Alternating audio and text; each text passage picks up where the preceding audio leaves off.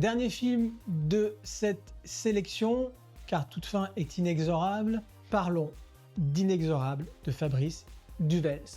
Réalisateur que j'affectionne tout particulièrement, qu'on a découvert, en tout cas c'est mon cas, au festival de Gérardmer en 2006-5, avec son film Calvaire, film tourné en pellicule malgré l'avènement des caméras numériques, et pas n'importe quelle caméra, une caméra 16 mm comme ça va être souvent le cas pour lui, caméra qui est connue pour sa patine, son fort grain et ses forts contrastes. Fabrice Duvels, avant tout, est un formaliste, c'est-à-dire que lui a des grands principes. Par exemple, pour lui, dans chaque séquence, il doit avoir qu'une seule source de lumière. On a véritablement, pour moi, son film le plus abouti à tous les niveaux.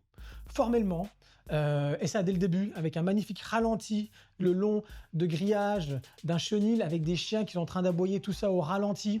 Donc voilà, donc déjà ça pose un travelling. Là où habituellement la grammaire de Fabrice Duvels est plutôt en caméra portée, avec très serré sur les acteurs. Sauf que là, il décide vraiment d'utiliser toute la palette, en gros, hein, de ce que lui propose le médium cinéma. Et ça, on l'explique comment? On l'explique par le fait qu'il a choisi un lieu qui est particulier, qui est un ancien château. Donc il veut exploiter un petit peu tout ce lieu et le montrer. Et montrer ses personnages dans ce lieu. Parce que ce lieu est lui-même un personnage. Et il va influencer nos différents personnages. Mais comment est-ce qu'il va les influencer? Donc d'abord, de quoi nous parle le film? Donc on a ici, comme vous le voyez, Benoît Poelvoorde. Benoît Poelvoorde qui est écrivain, qui a écrit un livre qui a cartonné, qui s'appelle Inexorable, d'où le titre. Et il est marié au personnage de Mélanie Doutet. Mélanie Doutet qui est fille d'éditeur, d'un grand éditeur. D'ailleurs, la maison où ils vont emménager, ce grand château, est l'héritage de Mélanie Doutet. Notre auteur, Benoît Poelvoorde, essaie d'écrire un nouveau roman et on comprend que c'est assez difficile pour lui. On sent aussi qu'il cache un petit secret. Hein, on voit des endroits fermés à clé, ça reste hors champ, donc on voit pas très bien ce qu'il regarde, donc il y a quelque chose qui n'est pas tout net.